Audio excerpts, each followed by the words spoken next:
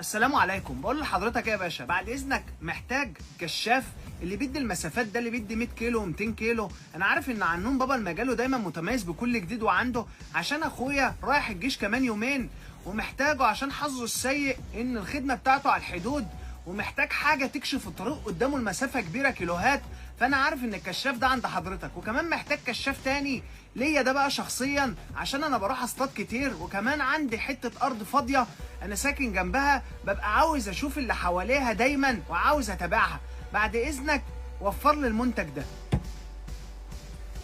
بقول لك ايه، انا جايب لك مش مصدق الصوت، انا جايب لك الكشاف اللي هيعدي الحدود، واخرج معاك الوقت بره المحل والمعرض بتاعنا عشان نفرجك كمان قوته في الشارع.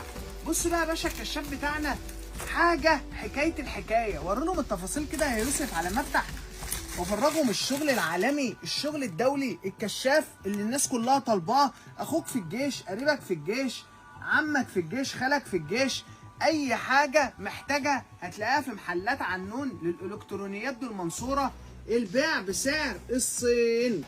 بص يا باشا قدام حضرتك التفاصيل بقى، والكشاف بتاعنا جاي معاه الدراع ده زي ما انت شايف بالشكل ده كده، دراع عشان يثبتوا عليه، كمان بيتشحن بوصلة شحن موبايل يا يوسف، وكمان ممكن تشحن تليفونك عن طريقه عشان في باور بانك. ويا باشا بيبين لك في 3 لمبات اشاره، بيبين لك نسبه الشحن بتاعته، يعني مش هتلاقي احسن من كده. بص يا باشا، ده الكشاف الاولاني، ده الكشاف الثاني، ده الاضاءه الثالثه بتاعته، بيطفئ ينور عشان اللي جاي سريع عليك تنور له احسن يخبط فيك.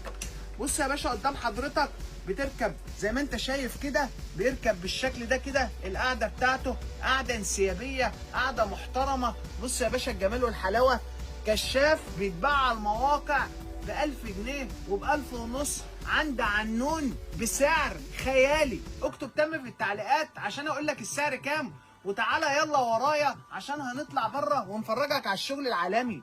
زي ما قلت لك ايه، الكشاف بتاعنا قدام حضرتك اهو، هفرجك الاضاءه بتاعته عمليه. بص يا يوسف كده على الارض عامل نقطه عامله ازاي. بص يا باشا، بص بص بص بص بص بص بص، بسم الله ما شاء الله. بص يا باشا جايب لغايه فين. ارجع كده يا يوسف بالزوم بعد اذنك، هات الزوم اقل حاجه اقل حاجه عشان يشوف جايب مسافه قد ايه. بص يا باشا الجمال، بص الحلاوه، بص الشعاع بتاعه اللي طالع عامل ازاي. بقول لك ايه، منتج مميز فعلا. جايب انا ما بيني وما بين العماره اللي قدامي ديت حوالي 20 متر 30 متر، وكمان هوريهولك بقى واحنا بنعمله ايه على بدايه الشارع. بص يا باشا قدام حضرتك اهو، امشيها على الارض قدامك. بص بص بص بص بص بص بص، قرب كده يا يوسف الزوم بعد اذنك. بص يا باشا راح لغايه